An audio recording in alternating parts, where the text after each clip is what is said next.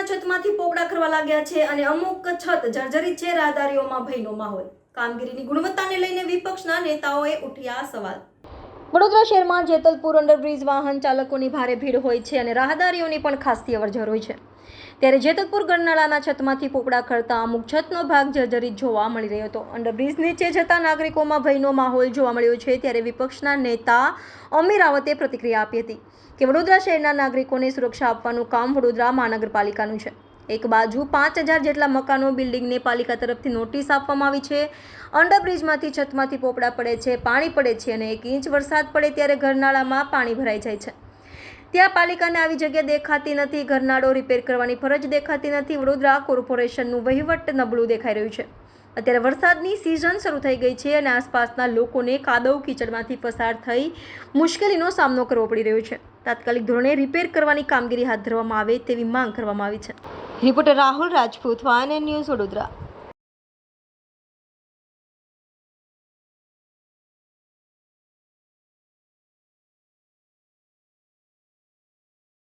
जिस तरीके से जेतलपुर ब्रिज का जो अंडरपास है उसके नीचे से जो अंडरपास चल रहा है वो जर्जरित हालत में देखने मिल रहा है. साथ में पालिका ने अभी जो है काफ़ी ऐसे मकान जो है जिसको जर्जरित घोषित करके उसको नोटिस दिया था. पर ऐसे जो अंडरपास है उनको उनके ऊपर क्या कार्रवाई करनी चाहिए?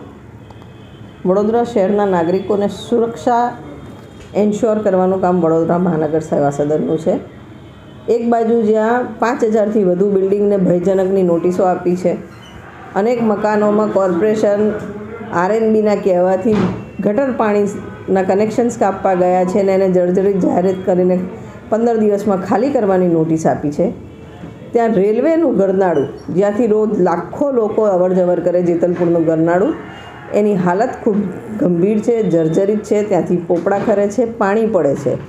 નીચે રોડમાં બી 1 જ ઇંચ વરસાદમાં અડધા વાહનના ટાયર ડૂબે એટલું પાણી જમા થઈ જાય છે. અપાર ગંદકી.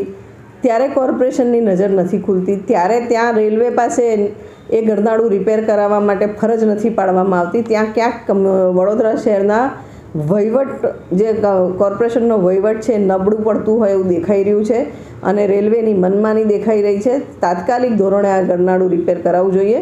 કાલ ઉઠીને કોઈ જાનમાલનું નુકસાન થશે તો જવાબદાર રેલવે અને વડોદરા શહેરના વહીવટના વડા તરીકે મ્યુનિસિપલ કમિશનર થશે, જેમને આજ દિન સુધી રેલવેને ફરજ નથી પાડી કે આ ગરનાળાને રિપેર કરાવે. પ્રી મોન્સૂનને લઈને કામગીરી પણ તમે જોઈ શકો છો, ઝાડ પણ પડે છે અને ભૂવા ચાલુ થઈ ગયા છે. શું કહેશો? અમે તો પહેલાં જ ભવિષ્ય ભાગેલું કે આ વખતનું ચોમાસું વડોદરા શહેર માટે એક કહેર બનીને આવશે.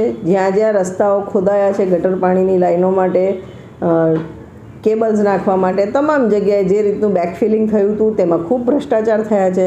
ટેન્ડરમાં કોમ્પેક્શનની આઇટમ હોય છે તેમ છતાં કશે બી કોમ્પેક્શન નથી થતું. અને અમે કમિશનરશ્રીનું આપ લોકોના મારફતે સભામાં બોલીને ધ્યાન દોર્યું હતું કે તાત્કાલિક ધોરણે પ્રોપર કોમ્પેક્શન થાય, એન્શ્યોર કરો. કારણ કે આપણે એના પૈસા આપીએ જ છે, તેમ છતાં ઉપર ફક્ત ડામરના રોડ બનાવી દેવામાં આવ્યા હતા અને પહેલાં જ ચોમાસે ઠેર ઠેર જગ્યાએ રોડ તૂટી ગયા છે. આ કોર્પોરેશનનું આર્થિક નુકસાન તો છે જ, સાથે લોકોને હવે જે હાલાકી પડે છે એ હાલાકી બી ભોગવવાની રહી. Subscribe now and press the bell icon. Never miss an update.